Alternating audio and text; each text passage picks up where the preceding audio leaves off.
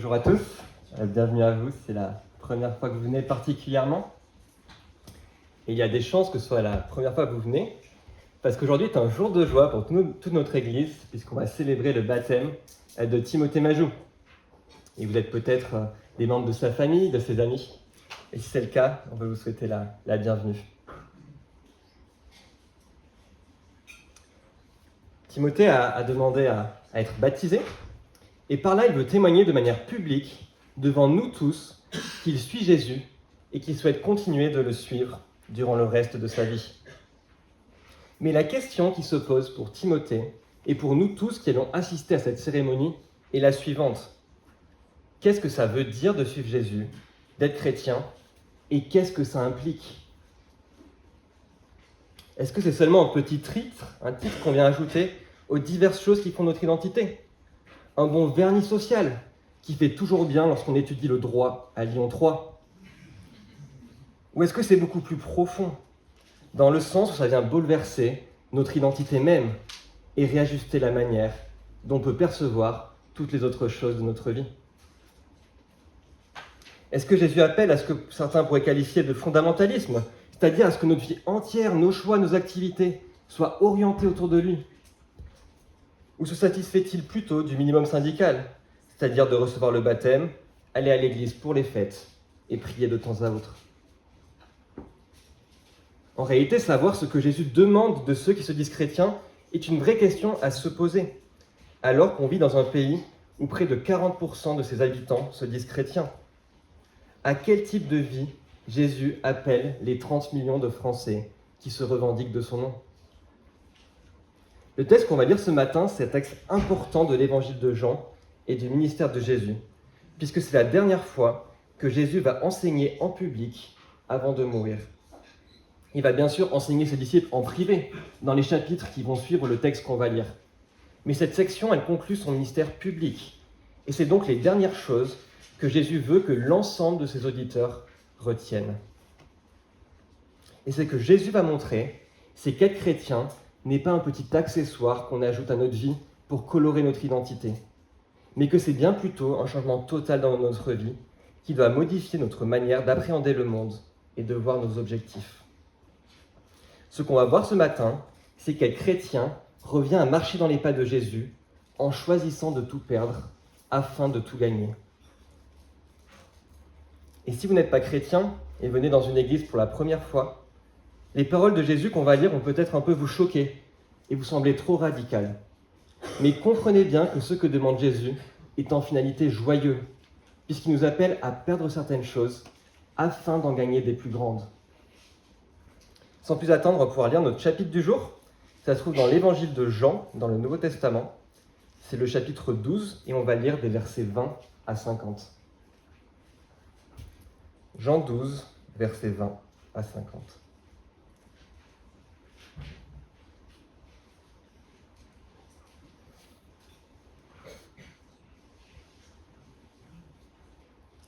Il y avait des non-juifs parmi ceux qui étaient montés pour adorer pendant la fête.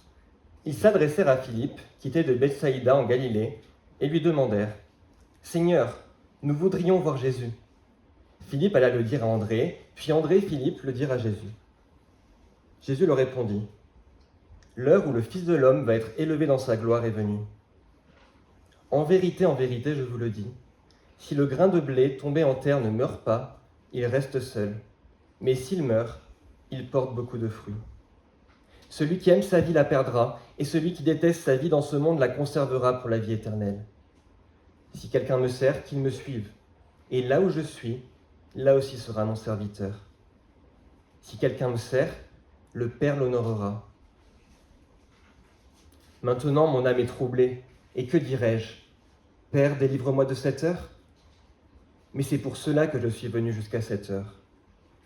Père, révèle la gloire de ton nom. Une voix vint alors du ciel. J'ai révélé sa gloire, et je la révélerai encore. La foule qui était là et qui avait entendu disait que c'était le tonnerre. D'autres disaient, un ange lui a parlé. Jésus reprit la parole. Ce n'est pas à cause de moi que cette voix s'est fait entendre, c'est à cause de vous. C'est maintenant qu'a lieu le jugement de ce monde. C'est maintenant que le prince de ce monde va être jeté dehors. Et moi, quand j'aurai été élevé de la terre, j'attirerai tous les hommes à moi. » Par ces paroles, il indiquait de quelle mort il allait mourir. La foule lui répondit, « Nous avons appris par la loi que le Messie vivra éternellement. Comment donc peux-tu dire, il faut que le Fils de l'homme soit élevé ? Qui est ce Fils de l'homme » Jésus leur dit, « La lumière est encore pour un peu de temps parmi vous. Marchez pendant que vous avez la lumière, afin que les ténèbres ne vous surprennent pas. Car celui qui marche dans les ténèbres ne sait pas où il va. Pendant que vous avez la lumière, croyez en elle, afin de devenir des enfants de lumière. » Après avoir dit cela, Jésus s'en alla et se cacha loin d'eux. Malgré tous les signes miraculeux qu'il avait faits devant eux, ils ne croyaient pas en lui. Ainsi s'accomplit la parole annoncée par le prophète. « Seigneur, qui a cru à notre prédication ? Et à qui le bras du Seigneur a-t-il été révélé ?»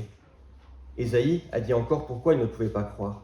« Il a aveuglé leurs yeux, il a endurci leur cœur, pour qu'ils ne voient pas de leurs yeux, qu'ils ne comprennent pas de leur cœur, qu'ils ne se convertissent pas et que je ne les guérisse pas. » Ésaïe dit cela lorsqu'il vit sa gloire et qu'il parla de lui. Cependant, même parmi les chefs, beaucoup crurent en lui, mais à cause des pharisiens, ils ne le déclaraient pas, de crainte d'être exclus de la synagogue. En effet, ils aimèrent la gloire des hommes plus que la gloire de Dieu. Quant à Jésus, il s'écria, « Celui qui croit en moi ne croit pas seulement en moi, mais en celui qui m'a envoyé. Et celui qui me voit, voit celui qui m'a envoyé. Moi, la lumière, je suis venu dans le monde afin que quiconque croit en moi ne reste pas dans les ténèbres. Si quelqu'un entend mes paroles mais n'y croit pas, ce n'est pas moi qui le juge, car je suis venu non pour juger le monde, mais pour le sauver. Celui qui me rejette et qui n'accepte pas mes paroles a son juge. La parole que j'ai annoncée, c'est elle qui le jugera, le dernier jour. En effet, je n'ai pas parlé de ma propre initiative, mais le Père qui m'a envoyé m'a prescrit lui-même ce que je dois dire et annoncer. Et je sais que son commandement est la vie éternelle. C'est pourquoi ce que j'annonce, je l'annonce comme le Père me l'a dit. Je vous propose de prier avant d'aller plus loin. Dieu notre Père, on te remercie pour ta parole qui nous a été consignée pour nous rappeler toutes les œuvres de Christ, ton Fils. Nous te prions maintenant que tu viennes ouvrir nos yeux, ouvrir nos cœurs pour qu'on puisse recevoir le message de l'Évangile et que ça puisse avoir du fruit positif dans nos vies. Amen. La première chose que ce texte nous montre, c'est que pour réussir sa vie, il faut être prêt à la perdre. Je vous propose de regarder dans votre Bible les versets 20 à 26. Si vous regardez avec moi, tout commence au verset 20, où on apprend qu'il y a des Grecs qui viennent voir l'entourage de Jésus, c'est-à-dire ses disciples, pour qu'ils puissent dire à leur maître, donc à Jésus, qu'ils souhaitent le rencontrer. Et la raison pour laquelle ils veulent voir Jésus est un peu énigmatique, et on ne sait pas vraiment ce qui a poussé ce groupe à venir vers lui. Par contre, ce dont on est certain, c'est que Jésus ne va pas du tout répondre à leur requête. Regardez au verset 23. Il ne va pas donner son agenda pour que ses disciples puissent trouver un créneau pour une rencontre, mais il va plutôt en profiter pour montrer à tous que l'histoire est en train de s'accélérer et qu'il se trouve à un moment clé de celle-ci. Le temps est compté et on entre dans ce que Jésus appelle, je cite le verset 23, « l'heure où le Fils de l'homme va être élevé dans la gloire ». Alors faisons une pause à ce moment du récit.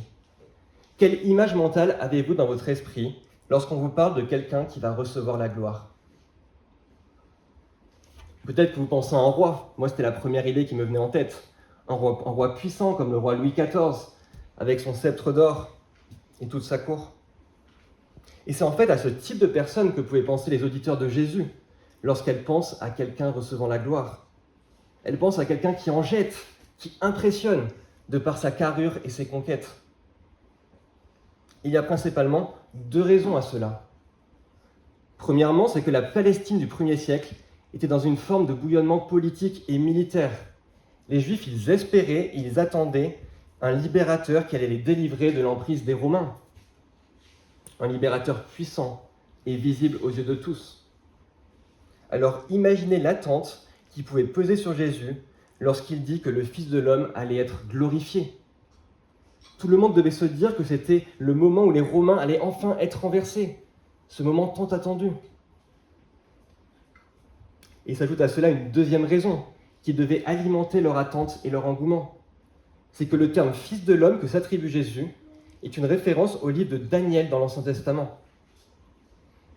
C'est un passage évidemment que les Juifs devaient connaître. Et dans ce passage, le prophète Daniel a une vision de quelqu'un qui ressemble à un fils d'homme et qui s'approche d'un vieillard que le texte appelle l'Ancien des Jours, qui est une représentation de Dieu.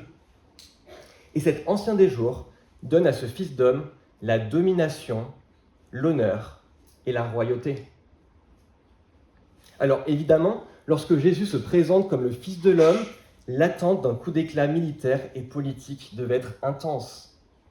Si Jésus était le Fils de l'homme, alors au moment fixé par Dieu, il allait recevoir la domination, l'honneur et la royauté. Et tous ses disciples allaient être associés à son règne de gloire sur la terre et à son triomphe sur les Romains. Il faut donc s'imaginer la scène qui se passe devant nous au 1er siècle, alors que tout le monde est suspendu aux lèvres de Jésus. Que va-t-il maintenant annoncer ? Regardez avec moi au verset 24. « Amen, amen, je vous le dis, si le grain de blé ne tombe en terre et ne meurt, il demeure seul. Mais s'il meurt, il porte beaucoup de fruits. »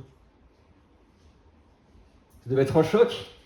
Ça devait être extrêmement surprenant pour les auditeurs de Jésus. Tout le monde s'attend à l'entrée en gloire de Jésus, à un déferlement de puissance, et Jésus va plutôt parler de sa glorification en la comparant au parcours suivi par un grain de blé, un modeste grain de blé qui doit mourir avant de donner naissance à beaucoup de fruits, à de nombreux épis de maïs, à une grande semence. Par cette image, Jésus va surprendre tout son auditoire en révélant à ceux qui l'écoutent un message important mais difficile à entendre, qui est que pour porter du fruit, il y a un passage obligé qui est la mort. Pour réussir sa vie, il faut être prêt à la perdre. Et le principe qu'énonce Jésus est valable pour lui, mais il est aussi valable pour ses disciples. C'est ce qu'on voit au verset 26. Et ça, c'est réellement inattendu. C'est celui qui tient à sa vie qui la perd, et c'est celui qui déteste sa vie dans le monde qui la gagnera pour la vie éternelle. Verset 25. Ou pour le dire encore autrement, pour vraiment vivre, il faut mourir. On va prendre un exemple pour mieux comprendre ce principe qui semble un peu étrange. Je ne sais pas si vous connaissez le film The Truman Show. C'est un film sorti 18 ans après la naissance d'Alexandre Saran. Et on y découvre l'histoire d'un homme qui vit dans une illusion.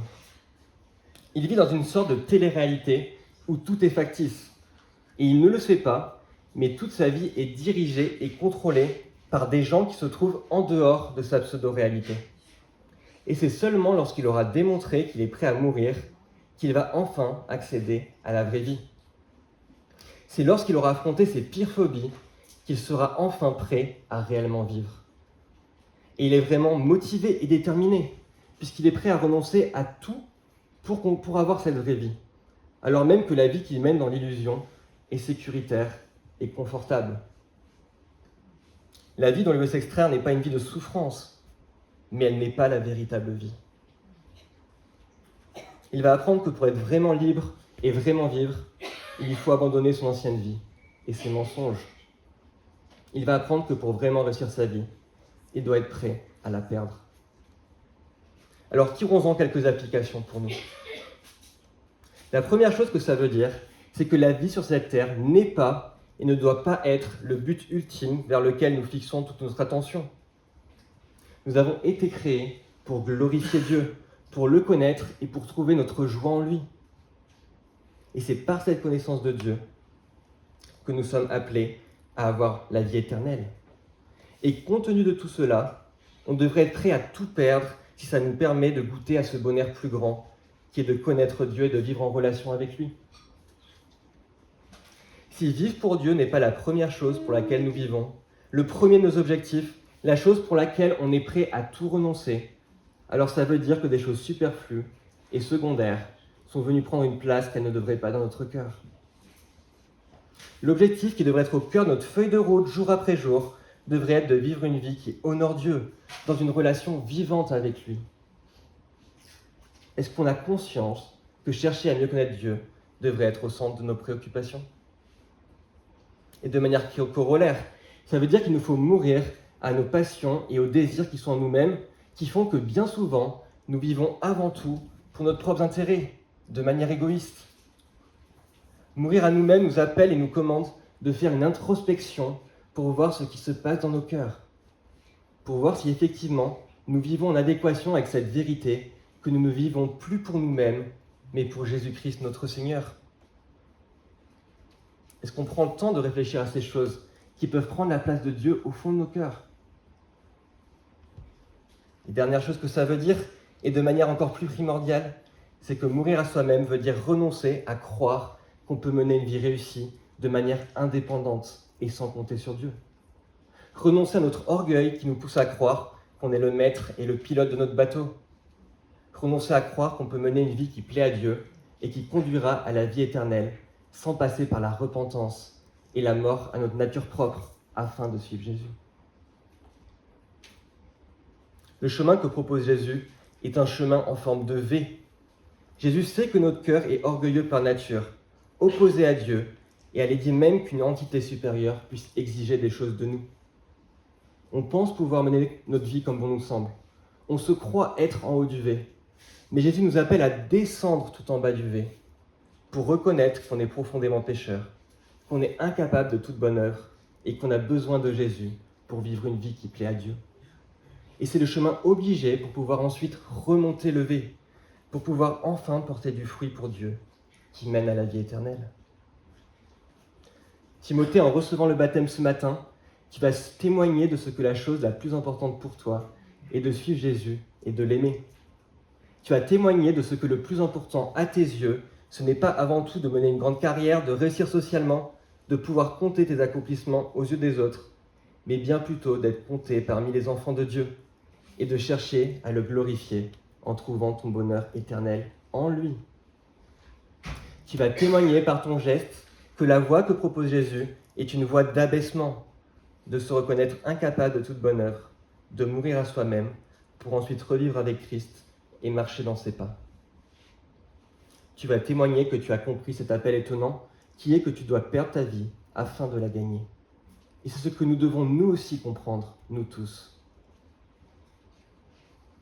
Mais Timothée, si tu peux envisager sereinement de perdre ta vie, ce qui est vraiment contre-intuitif, si tu peux renoncer à toutes les gloires du monde, c'est parce que Jésus t'a précédé en te montrant la voie, et pour t'assurer que vivre ainsi vaut le coup.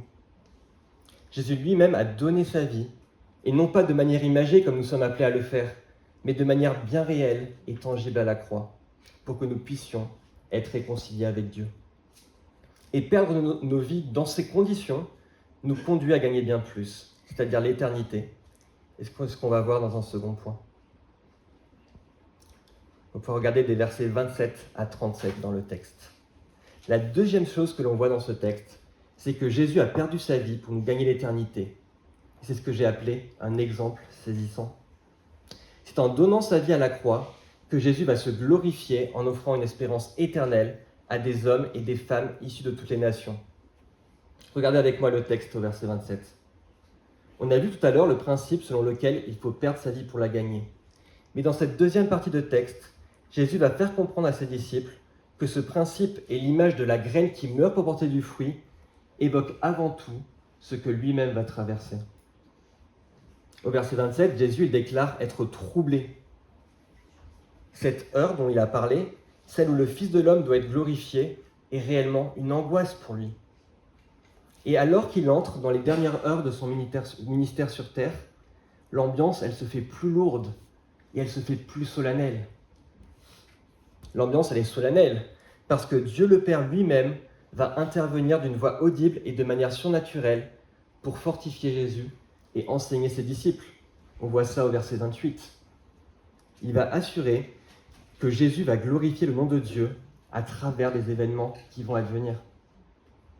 Mais l'ambiance, elle est aussi lourde, puisque c'est maintenant le temps du jugement de ce monde, verset 31. Un temps de tourmente où va se jouer le sort de l'humanité et où le monde va confirmer sa rébellion devant Dieu en mettant à mort Jésus. En fait, ce que Jésus annonce en parlant de son heure, c'est tout simplement sa mort. Et si on ne l'avait pas compris en première instance, Jean il va prendre le rôle de narrateur pour nous le confirmer au verset 33. On lit, il disait cela pour signifier de quelle mort il allait mourir. Jésus va perdre sa vie, le grain de blé va mourir, mais la question qui se pose est de savoir pour quel fruit. Pour quel fruit le grain de blé doit mourir? Et c'est cette même question qui devait tourner dans la tête des disciples juste après la mort de leur maître, alors qu'ils étaient complètement désespérés. Pourquoi Jésus est-il mort? Pourquoi cet homme pour lequel on a consacré tant de temps, 3 ans de notre vie, est-il mort? Ils n'avaient pas compris l'espérance qui s'attachait au terrible châtiment qui allait s'abattre sur Jésus, à sa mort sur la croix. Et pourtant, la mort de Jésus est profondément réconfortante pour les croyants. Et le texte montre cela à au moins 2 égards. Regardez avec moi le verset 32. Premièrement, verset 32, Jésus meurt afin que le prince de ce monde soit chassé dehors. Et cette expression « prince de ce monde » fait référence à Satan. Jésus va mourir, et pour reprendre l'image du V qu'on a utilisée tout à l'heure, il va descendre au plus bas du V, à la mort et jusqu'aux enfers, afin de désarmer Satan et de détruire sa puissance et son action. Jésus était au ciel de conditions divines, et il est descendu sur terre pour venir vivre parmi les hommes. Mais à la différence de tous les autres hommes qui sont soumis au diable et donc captifs du péché, Jésus a vécu une vie parfaite, éloigné du mal. Il s'est rendu digne et qualifié, de par sa parfaite obéissance à Dieu, de porter sur la croix le péché de tous les croyants. Il a subi l'angoisse et la souffrance jusqu'au bout, afin de désarmer Satan et détruire l'emprise qu'il avait sur les humains. C'est glorieux. La gloire de Jésus resplendit à la croix, puisque c'est là qu'il détruit la puissance du mal et son pouvoir. Et alors qu'on est parfois las de sa vie, en voyant le mal qui s'abat, en voyant la violence, les guerres, les injustices, on peut et on doit se rappeler que le temps où le diable agit est compté, puisque le Christ règne et a déjà gagné le combat. Et lorsqu'il reviendra, cela sera pleinement mis en lumière et le mal cessera pour de bon. On utilise souvent l'image du débarquement en Normandie pour illustrer cela pendant la guerre. Après l'avancée des Alliés, à la suite du débarquement en 1945, la victoire était déjà acquise. Mais il fallait encore terminer la guerre, qui devait durer pour un peu de temps. Il en est de même pour Satan. Il agit toujours dans le monde, mais il est bel et bien vaincu, et la démonstration de sa défaite n'est qu'une question de temps. Et ça, c'est une très bonne nouvelle, dans un monde qui est brouillé, dans un monde qui subit les assauts du mal. C'est une nouvelle très réconfortante. Mais ce n'est pas tout. Deuxièmement, regardez au verset 33. Si Jésus meurt, c'est pour qu'en étant élevé de la terre, il attire tous les hommes. Il ne faut pas nous méprendre sur ce que ça signifie. Jésus est en train de parler aux Juifs, à des personnes qui étaient dépositaires des promesses millénaires de Dieu, à un peuple à qui étaient expressément adressées les promesses de salut, et qui était appelé à être un exemple moral auprès de toutes les nations. Mais ce peuple, il a failli de bien des manières au cours de son histoire. Et de manière suprême, ce peuple a failli en livrant Jésus, le Messie tant attendu, à la croix. Mais ce que Jésus est en train d'annoncer ici, c'est qu'en rejetant le Messie, le projet de salut de Dieu s'est élargi à toutes les nations. Et de manière mystérieuse, Dieu a utilisé le mal et la souffrance subie par Jésus pour amener une grande bénédiction sur toutes les nations.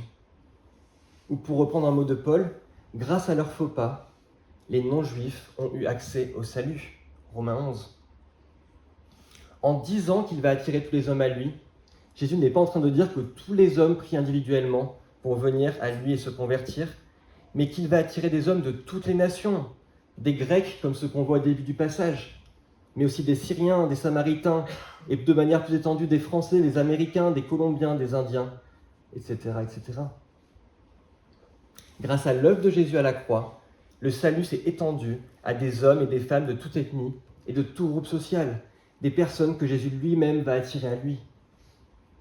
Si Jésus est venu accepter de souffrir une mort terrible, c'est parce que le gain à venir était encore plus important. Et pour lui, cela impliquait de détruire la puissance du mal et de sauver des hommes et des femmes tels que nous. En fait, le principe dont on parle est un peu le même que celui qui s'applique lorsqu'on fait de la musculation.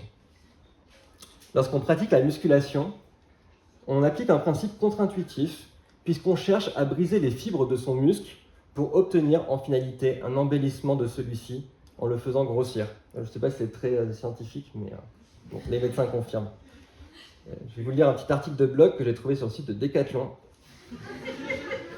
Lorsque vous soulevez plus de poids que vos muscles ne sont capables de supporter, l'entraînement musculaire provoque un stress sur tous les tissus, créant ainsi des micro-cassures au niveau des fibres.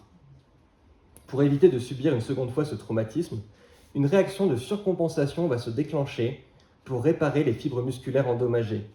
Le muscle va alors créer de nouvelles liaisons entre les fibres et ainsi devenir plus volumineux et plus fort. C'est quand même intéressant, hein ? Et en soi, le moment où les fibres se cassent au moment de l'effort, ce n'est pas quelque chose de très agréable. Mais l'athlète qui accepte de subir cela le fait en voyant à long terme, parce qu'il sait que c'est la condition obligée pour qu'il y ait une progression et que le muscle grossisse, pour que la séance porte du fruit. C'est un exemple qui est vraiment trivial, mais ça nous permet de comprendre quelque chose de beaucoup plus profond. Pour qu'il y ait du fruit et un espoir pour une humanité déchue, il fallait que ce soit Dieu lui-même qui vienne, en la personne de Jésus, pour être brisé et meurtri à la croix. Pour reprendre les mots du prophète Ésaïe, il a plu à l'Éternel de le briser par la souffrance. Après avoir livré sa vie en sacrifice pour le péché, il verra une postérité, ou littéralement une semence, et prolongera ses jours. Jésus, il allait être brisé à la croix, et ce fut une souffrance terrible, mais cela avait un but bien précis, cela était nécessaire. Nous sommes inclus dans une histoire qui est pour nous merveilleuse, celle d'un Dieu qui a été brisé en Jésus-Christ pour que nous soyons inclus dans son dessein de salut, pour qu'on ait une espérance qui est éternelle. Une histoire d'une humanité qui était empêtrée dans le péché et la destruction, et d'un Dieu qui est venu la racheter en Jésus-Christ. Celle d'un Dieu sauveur qui est à la fois vainqueur et roi de l'univers, et qui va bientôt revenir pour détruire le mal et Satan pour toujours, et pour nous introduire dans son royaume éternel. Alors, compte tenu des promesses merveilleuses de salut attachées à la personne de Jésus, on peut paradoxalement envisager de perdre notre vie pour lui, parce que le gain espéré est plus grand. L'appel est étonnant, mais l'exemple de Jésus est rassurant. On peut se confier en lui avec assurance, parce qu'il nous a précédés sur le chemin. Et la question qui se pose à nous, et qui est l'objet de la fin de notre texte, et maintenant celle-ci, comment nous positionnons-nous par rapport à cela ? Et c'est ce qu'on va voir brièvement dans la dernière partie, les versets 37 à 50. La dernière chose que Jésus veut nous montrer, c'est qu'il y a une urgence à répondre à son appel, afin de ne pas perdre notre vie, et cela pour l'éternité. C'est ce que j'ai appelé un choix déterminant. On va reprendre le texte une dernière fois. On va voir au verset 36 qu'après avoir prononcé toutes ces paroles, Jésus il va se cacher. Pourquoi va-t-il se cacher ? Peut-être parce que c'est une action symbolique, comme une image. Jésus se cacherait comme pour signifier que la lumière va bientôt disparaître aux yeux des personnes à qui il s'adresse, parce qu'il va mourir. Mais de manière plus terre-à-terre, Jésus se cache sûrement parce qu'il se méfie de la réaction des autorités religieuses ou de la foule, puisque Jean nous dit que beaucoup ne croient pas en lui, verset 37. Il y a en réalité deux groupes dans le texte. On voit ça au verset 42. Ceux qui ne croient pas en Jésus et ceux qui croient en lui, mais ne le disent pas pour ne pas avoir de problème avec les autorités hostiles à Jésus. La parole de Jésus, elle est en train de diviser entre ceux qui se laissent toucher par celle-ci et ceux qui restent insensibles. Et pourtant, Jésus va montrer clairement que c'est la réception ou la non-réception de sa parole qui va déterminer le sort des hommes au jugement dernier, verset 48. En refusant les paroles de Jésus, on se place sous le jugement de Dieu, puisque Jésus est celui qui révèle les commandements de Dieu. Et croire aux commandements de Dieu, conduit à la vie éternelle, verset 49. Donc croire aux paroles de Jésus, et donc en Jésus, conduit à la vie éternelle, mais ne pas croire en lui conduit au jugement et à la mort éternelle. C'est en substance ce que Jésus est en train de dire, et c'est une vérité qu'on doit recevoir sobrement. Alors qu'il est en train de parler, Jésus sait pertinemment qu'il va bientôt partir de ce monde, après sa mort à la croix. Il sait que les hommes à qui il parle sont endurcis et qui vont choisir les ténèbres plutôt que la lumière.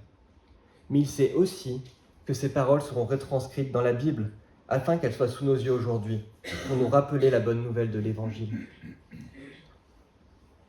Il n'y a qu'une seule issue pour sortir des ténèbres et pour goûter la lumière de Dieu, c'est de croire en Jésus, comme on le lit dans le verset 46. « Moi je suis la lumière, et je suis venu dans le monde, afin que quiconque croit en moi ne reste pas dans les ténèbres. » Le monde, il peut être comparé à un champ de bataille, où il faut choisir son camp. Il n'y a pas de zone neutre. On ne peut pas agir comme le ferait la Suisse en plaidant pour la neutralité, ou en se disant tout simplement pas intéressé par le sujet. En naissant dans le monde, nous faisons l'expérience du péché. Et cette expérience nous place d'emblée comme participants de ce conflit, qu'on le veuille ou non.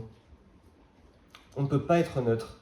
Ne pas se déterminer revient en fait à se déterminer contre Dieu.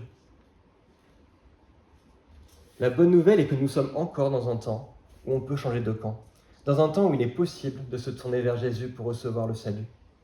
C'est là tout le sens de la démarche de Timothée ce matin en demandant le baptême.